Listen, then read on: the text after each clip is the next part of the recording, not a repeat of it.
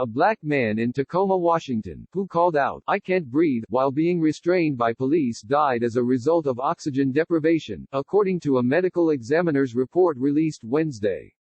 Pierce County Medical Examiner's Office concluded that the death of Manuel Ellis, a 33-year-old father of two, in March, was a homicide.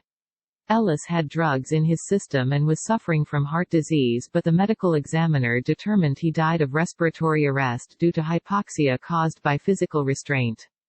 The circumstances surrounding Ellis' death come in the wake of protests which have erupted nationwide over the death of Minneapolis man George Floyd, who was restrained by police for several minutes while also uttering, "I can't breathe."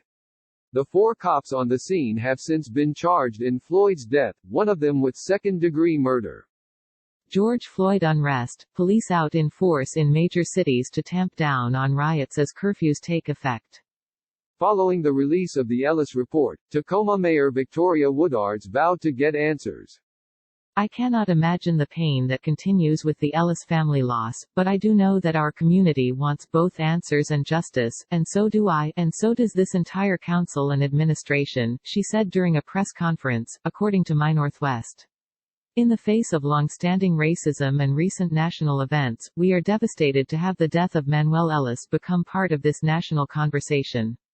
Attorney James Bible, who is representing Ellis' family, told the Tacoma News-Tribune, "The harshest of realities is George Floyd is right here in Tacoma, and his name is Manny." Monet Carter Mixon, Ellis' sister, said she wasn't surprised about the autopsy result. "He's another black man that's been victimized and killed by the police," she told the News-Tribune. "I have been saying this whole time I knew the police officers killed my brother. I know there's no way what they said happened actually killed him." Obama urges George Floyd protesters to push for change, make people in power uncomfortable. Ellis, 33, was walking in the intersection of 96th Street and South Ainsworth Avenue late on March 3, when 4 officers noticed him struggling, according to Pierce County Sheriff's Detective Ed Troyer. "He was having distress in the intersection. They asked him if he was all right and needed help," Troyer told Q13 News.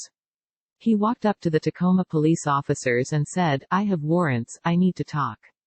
As soon as the police officer got out of the car, he assaulted one of them and slam-dunked him into the ground." Ellis was handcuffed and restrained at the scene. He was still breathing when paramedics arrived and was removed from handcuffs while being worked on for about 40 minutes, but was pronounced dead, according to Detective Troyer. Paramedics arrived minutes later, but he died while handcuffed to the ground. Investigators with the sheriff's office insist officers did not pin him down with a knee on his neck as was the case with the Floyd death. "There was no heads on knees. There was no cutting off of circulation, none of that," Troyer said. "He was handcuffed. He was talking. He was breathing. Then throughout the process, he had trouble breathing and he told people, 'I can't breathe.' They put him on his side and called for medical aid." Troyer said the only video investigators have found is from a nearby home security camera, but it is dark and offers little clarity. Ellis can be heard saying, "I can't breathe," on the police radio. Click here for the Fox News app. Investigators expect to present a report to the prosecutor at the end of this week or early next week.